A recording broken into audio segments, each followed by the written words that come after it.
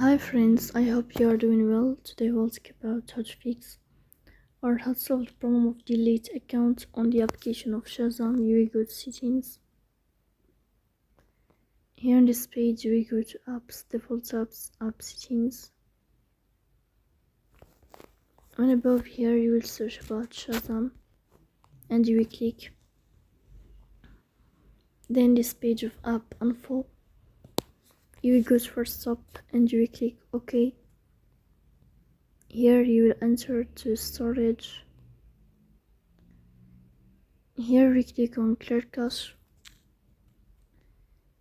In the end, you will turn off your phone and you will wait a moment to restart your phone again to fix that problem. So that's all. Don't forget to support us by like and subscribe. See you next time and thank you for your